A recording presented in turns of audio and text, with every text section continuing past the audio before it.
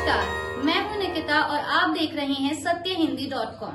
चलिए एक नजर डालते हैं अब तक की सुर्खियों पर।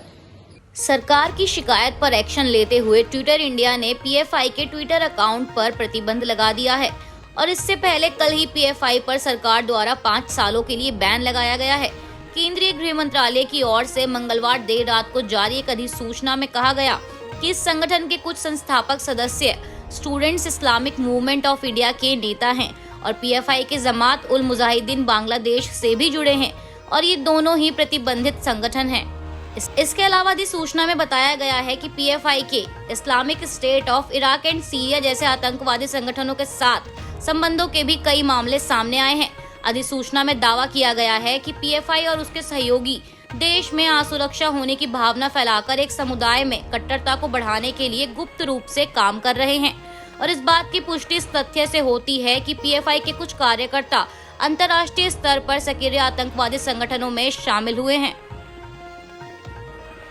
राजस्थान में सीएम की कुर्सी को लेकर चल रही असमंजस के बीच मुख्यमंत्री अशोक गहलोत 28 सितंबर को दिल्ली पहुंचे हैं और वह गुरुवार को कांग्रेस प्रेसिडेंट सोनिया गांधी से मुलाकात करेंगे और इस मुलाकात के दौरान राजस्थान में चल रहे सियासी संकट को लेकर फैसला किए जाने की संभावना है।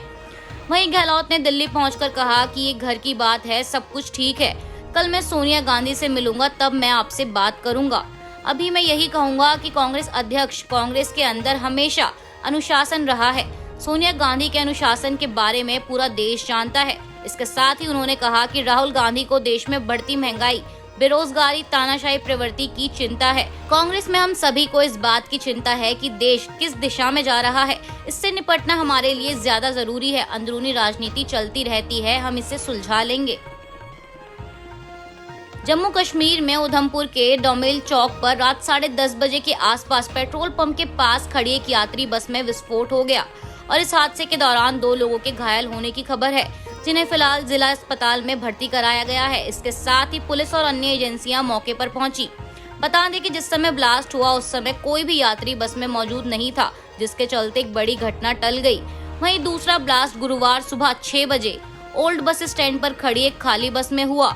इस ब्लास्ट में कोई घायल नहीं हुआ। घटना की जानकारी मिलते ही पुलिस और अन्य एजेंसियों ने मौके पर पहुंचकर स्थिति का मुआयना किया और इस समय पुलिस और एजेंसियां अलर्ट मोड पर हैं कि कहीं ये कोई आतंकी हमला तो नहीं है। इस बात को लेकर मामले की जांच पड़ताल की जा रही है। पूर्व सीडीएस बिपिन रावत के निधन के 9 महीने बाद अब भारत सरकार द्वारा लेफ्टिनेंट जनरल अनिल चौहान को अगले चीफ ऑफ डिफेंस स्टाफ के रूप में नियुक्त किया गया है। अनिल चौहान भारत सरकार के सैन्य मामलों के विभाग के सचिव के रूप में भी कार्य करेंगे। बता दें कि इससे पहले जनरल बिपिन रावत इस पद पर तैनात थे, जिनकी एक हेलीकॉप्टर हादसे में मौत हो गई थी और बिपिन रावत पहले व्यक्ति थे जिन्हें इस पद के लिए चुना गया था। इसके अलावा डिफेंस मिनिस्ट्री ने सीडीएस पद के लिए योग्य अधिकारियों के दायरे को विस्तृत करते हुए नए दिशा निर्देश जारी किए थे और इस जारी नोटिफिकेशन के मुताबिक अब सेना, नौसेना और वायुसेना के प्रमुखों के साथ अन्य शीर्ष अफसर सीडीएस पद के लिए योग्य होंगे। इसके साथ ही डिफेंस मिनिस्ट्री की ओर से जारी नोटिफिकेशन में एक और अहम बदलाव किया गया था कि हाल ही में रिटायर्ड सेना प्रमुख और उप प्रमुख भी इस पद के लिए योग्य होंगे। हालांकि इसके लिए आयु सीमा 62 साल से अधिक नहीं होनी चाहिए। केंद्रीय मंत्री गिरिराज सिंह ने आरएसएस को बैन करने के लालू यादव के बयान पर पलटवार करते हुए कहा कि अगर उनमें हिम्मत है तो बिहार में आरएसएस को बैन करके दिखाएं। गिरिराज सिंह ने लालू यादव पर अपना निशाना साधते हुए अपने ट्विटर हैंडल के जरिए आरजेडी प्रमुख को चुनौती देते हुए कहा कि हमें आरएसएस का स्वयंसेवक होने पर गर्व है। क्या लालू यादव कह सकते हैं कि वे पीएफआई के सदस्य हैं? बिहार में उनकी सरकार है, हिम्मत है तो बिहार में आरएसएस को बैन कर दो। इसके साथ ही सिंह ने लालू यादव को 1990 की याद दिलाते हुए आगे कहा कि लालू यादव की याददाश्त कमजोर हो गई है। 1990 में जब वे पहली बार मुख्यमंत्री बने थे तब वे आरएसएस और बीजेपी का गुणगान कर रहे थे। आज वोट बैंक की जरूरत है तो पीएफआई की तारीफ कर रहे हैं। दरअसल केंद्रीय गृह मंत्रालय द्वारा बुधवार को पीएफआई पर बैन लगाए जाने पर प्रतिक्रिया देते हुए आरजेडी प्रमुख लालू यादव ने आरएसएस पर भी बैन लगाने की मांग की थी, जिस पर पलटवार करते हुए केंद्रीय मंत्री गिरिराज सिंह ने आरजेडी प्रमुख को यह चुनौती दी है। तिरुवल्लुर पुलिस ने आरएसएस संघ को 2 अक्टूबर को रूट मार्च आयोजित करने की अनुमति देने से इनकार कर दिया है। वहीं पुलिस के इस फैसले पर संघ का कहना है कि इस मामले में मद्रास हाईकोर्ट पहले ही उसके पक्ष में फैसला दे चुका है और इसी के चलते आरएसएस ने कोर्ट के आदेश के बावजूद रूट मार्च की अनुमति न मिलने को लेकर तमिलनाडु सरकार को नोटिस जारी किया है।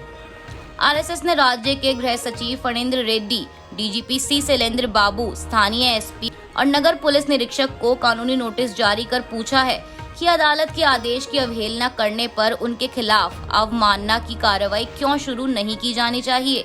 अपने इस कानूनी नोटिस में आरएसएस के वकील बी राबू मनोहर ने कहा कि न्यायमूर्ति जी के इलांथीरयन ने 22 सितंबर के अपने आदेश में यह साफ कर दिया था कि इन चारों में से किसी को भी रूट मार्च की अनुमति न देने और नई शर्तें लगाने का अधिकार नहीं है।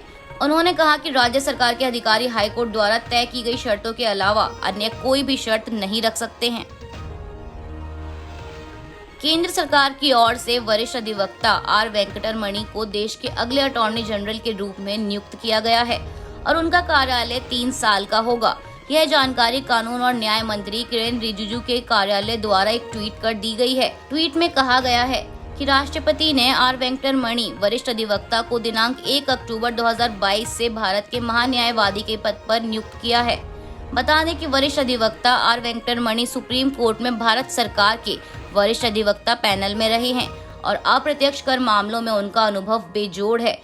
इसके अलावा उन्हें 2010 में भारत के विधि आयोग के सदस्य के रूप में भी नियुक्त किया गया और वह कई दशकों से आंध्र प्रदेश और तमिलनाडु राज्यों के लिए विशेष वरिष्ठ वकील के रूप में काम करते रहे हैं। आज के लिए बस इतना ही। बाकी की खबरों के लिए बने रहिए सत्यहिंदी.com के साथ।